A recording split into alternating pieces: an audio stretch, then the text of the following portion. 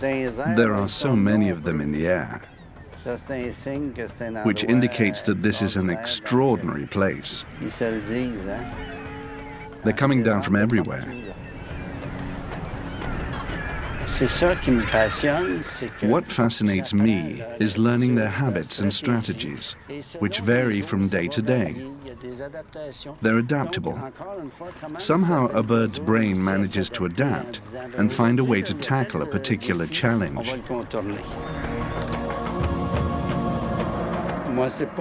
For me, it's not so much about the bird having a nice plumage or a great beak or something. It's not about traditional ornithology, which is why I like the term birdwatcher. It's about looking for something different in birds.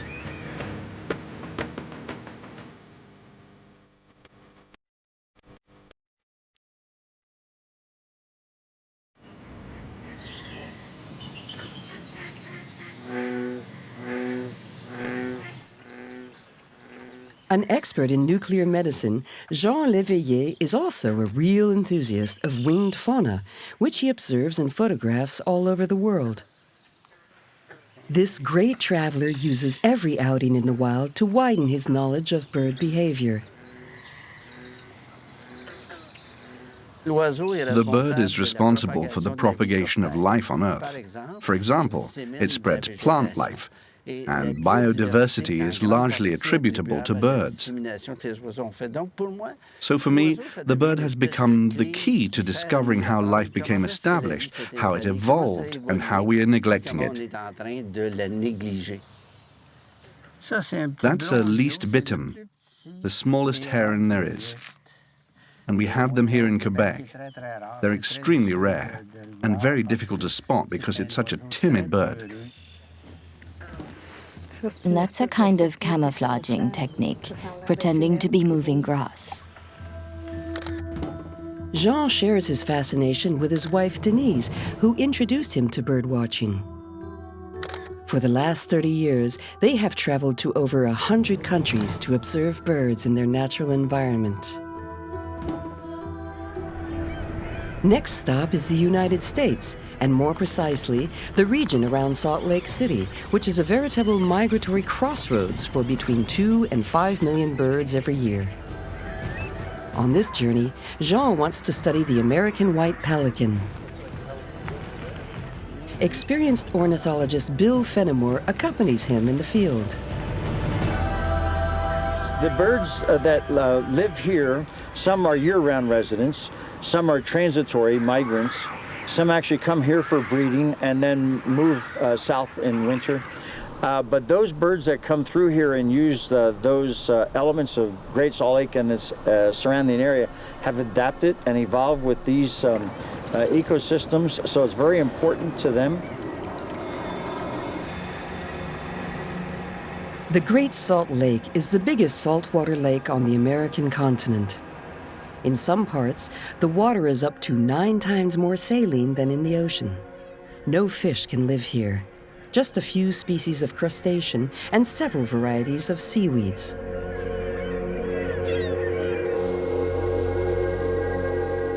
In the early 1930s, a system of dikes was set up to recover water from the surrounding mountains and create a large freshwater marshland around the lake. A true feasting ground for birds.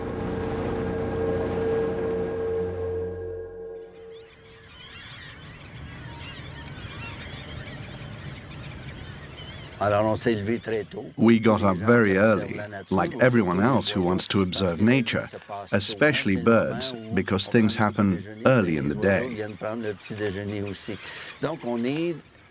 Just as we're having breakfast, the birds have their breakfast too, so we're very close to Salt Lake City in Utah. We're on a reserve at Farmington, where there's plenty of water, and what I'm particularly interested in here is the white pelican, which goes after fish in groups. I can see a lot of them over there, on the other side of the lake, all together. It's beautiful. There must be around 100 of them. The American white pelican is different from the brown pelican. The brown pelican lives around the coastal areas of the United States, and they individually will fly and dive into the water and catch fish. The American white pelican is an inland species. It comes inland to freshwater lakes and ponds and river systems, and they feed in a cooperative manner. It's a very unique adaptation. They gather together and adapt in different shapes. It might be a circle or a continuous line. And they plunge their beaks into the water in a kind of scooping motion and move forward together, beating their feet to unsettle the fish. So fish jump into their net, and when it's full, they lift their head and swallow them all. The American white pelican feeds mostly on fish and consumes up to 1.8 kilos a day. Thanks to the yellow skin sac beneath its beak, it can swallow several kilos of fish, with which it feeds its young. After they have finished foraging, and as the sun is getting higher in the sky during the morning, and the thermal currents begin to form, the hot air starts to rise, they will fly and catch these thermal currents and slowly spiral up until they get high enough altitude that then they can head out towards Gunnison Island in Great Salt Lake, which is the rookery where they have their young.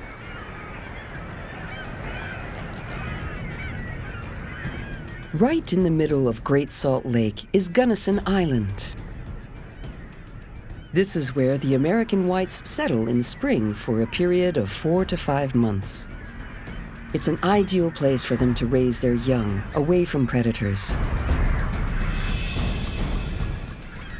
However, they sometimes have to travel over 100 kilometers a day to find food for their young in the marshes around the Great Salt Lake. Jean is impatient to head over to Gunnison Island to study the behavior of these tireless birds.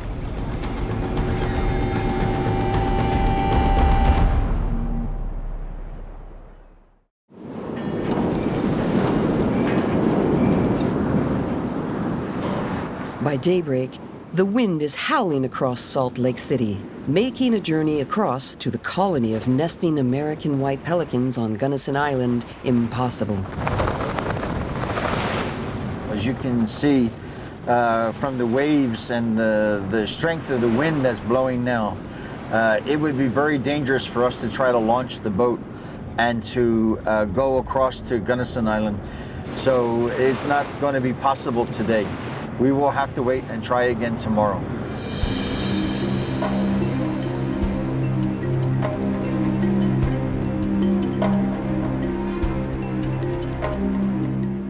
By afternoon, the wind has calmed enough to allow a small boat to venture into the vast marshlands around the Great Salt Lake. The waters around Great Salt Lake, these freshwater ponds and lakes, are very shallow. Imagine pouring a glass of water onto your kitchen table. It would not be very deep, but it would cover a large surface area. And Great Salt Lake and the ponds around Great Salt Lake are very much like that because the land is like a table.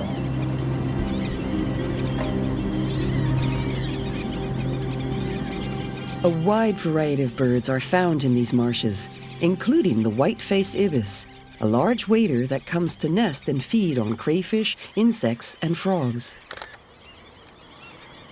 The white-faced ibis here has its name derived from the fleshy white area around the mandible that gets white during the breeding season. That's the only time of the year it gets that white plumage.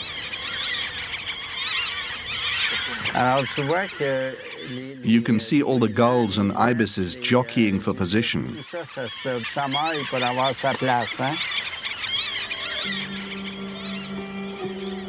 Jean is particularly interested in the way birds interact in their environment. Observing nature always teaches him something new about the complexity of their lifestyles.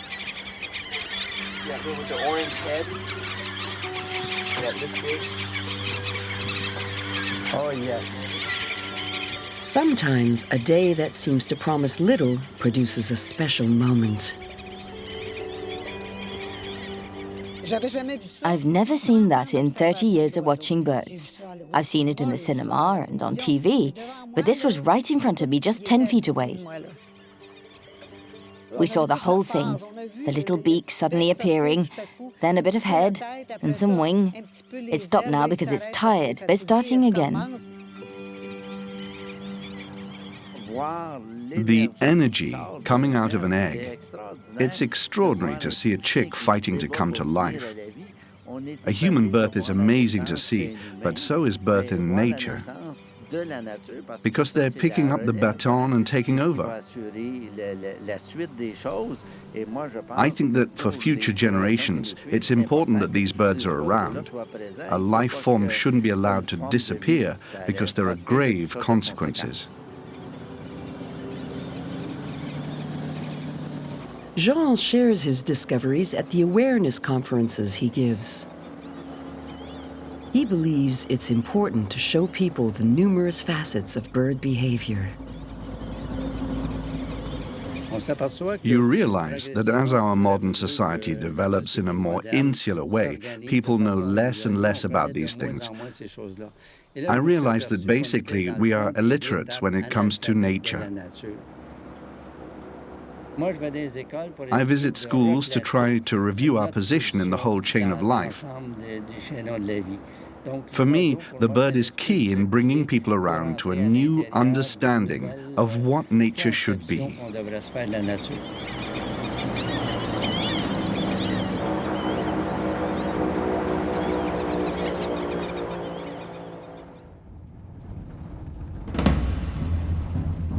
The following day, temperatures are milder. It's a perfect opportunity for an expedition to Gunnison Island, a site that is not open to the public. On this occasion, Bill has permission to visit the island with biologists from Utah's Division of Wildlife Resources. Gunnison Island, where the American white pelicans of Salt Lake City nest, is covered with rocks. Aside from a few small shrubs, no trees grow. Yet this inhospitable landscape shelters one of the biggest colonies of American white pelicans in North America. Between 10 and 15,000 pelicans gather here, which is about 16% of the worldwide population.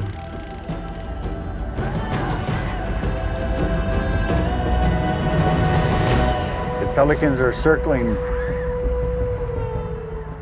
On this expedition, Jean accompanies biologist John Luft, who is trying to determine the number of birds currently in the colony. And today, what are your expectations? Well, I'm hoping that we're having a good production year. Over the last 3 or 4 years, our production has been way down. Historically, each nest that has been initiated out there would have about a 60% success rate, and the last few years we've had between 20 and 25% success. This situation intrigues Jean Léveillé. Like John Luft, he is curious about what has caused this drop in the birth rate. Mostly, he would like to know if this spring the adult pelicans have fished enough to ensure the upkeep of the colony.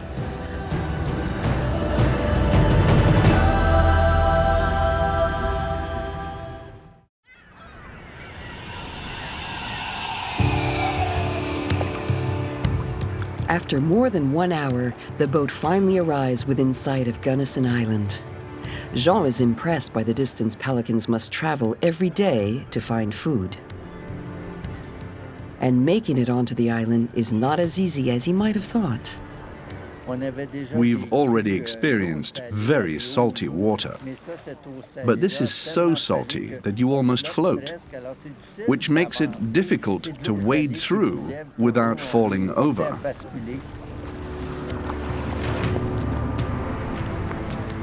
We're right here at the moment They're gonna climb up here and we'll be able to see colonies in this bay and in here.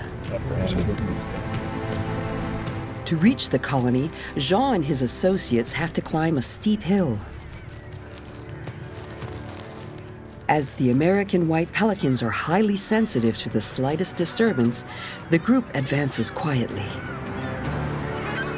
They're extremely susceptible to disturbance, especially human disturbance, and so they, when they get pressured, they'll just abandon their nest. There's only been one person that lived out here on the island, and he lived here for about 16 months, and during that time the pelicans left it and didn't nest here. Then the longed-for moment arrives. A colony of American white pelicans, something very few humans have seen at close quarters, is right there in front of them. Isn't this magnificent?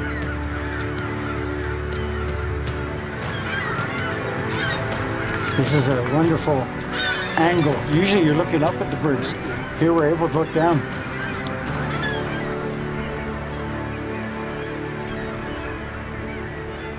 By studying the behavior of American white pelicans, Jean notices the highly developed strategies that allow them to survive in this difficult environment.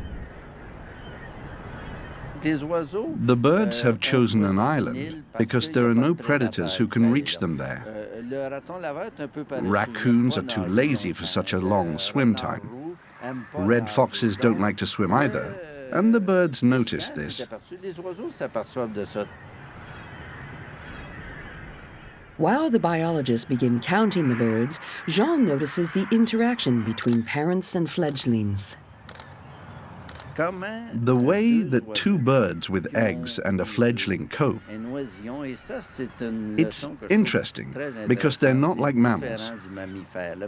The male mammal reproduces, then leaves, and doesn't care for the chicks.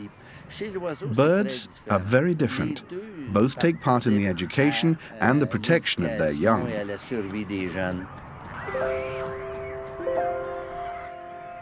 One of the adults will go and forage, come back, feed the young bird, and the other pelican will take off and go forage, and they'll just switch on and off.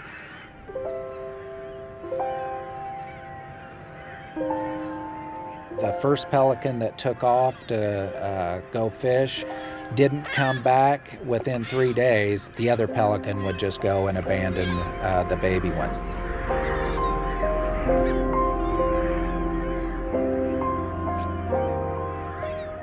During the rearing period, the parents have to catch up to 68 kilos of fish to meet the needs of fast-growing young pelicans.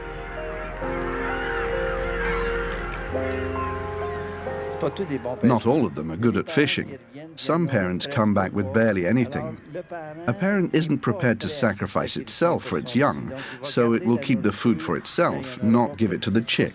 That's why there's a pretty high mortality rate if there isn't enough fish around, or the parents aren't so good at fishing.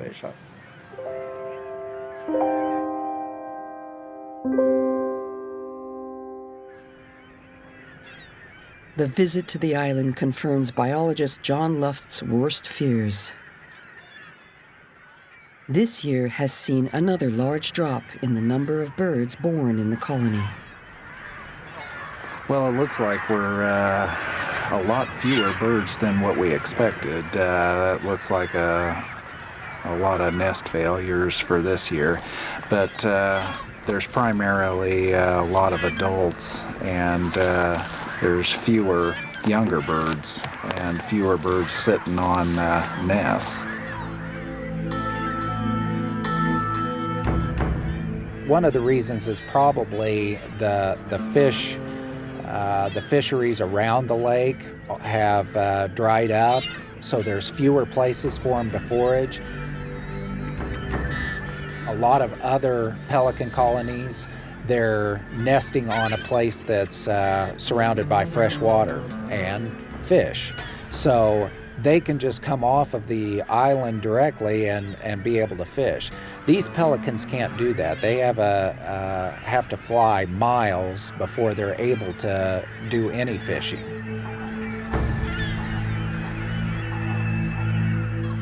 During this adventure, Jean has been able to observe the challenge facing American white pelicans as they strive to adapt and reproduce in this isolated place.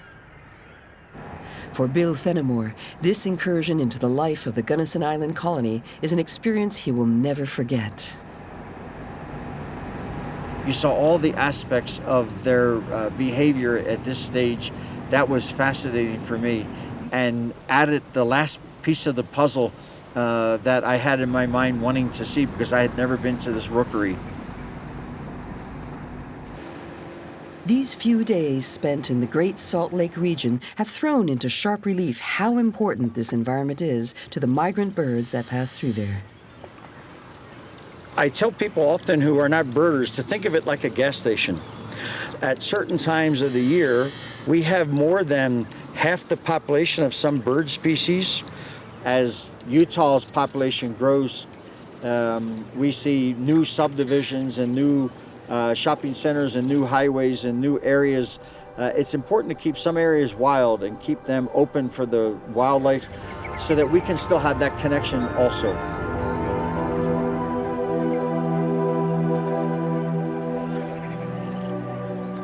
Jean Léveillé's travels around the world have made him all too aware of the fragility of certain environments. Discovering the world of birds makes him want to share his experiences and his knowledge through his photographs, writings, and conferences. What I want most of all is to illustrate the importance of each constituent of life. Basically, what we have here is a beautiful planet. And why is it so beautiful? Because there's so much of it. There's extraordinary biodiversity. So you go to a place to observe a particular feature of that biodiversity. For me, the bird is key in trying to understand this mysterious planet we live on, where there is so much exciting, fascinating life. But sometimes we forget to look.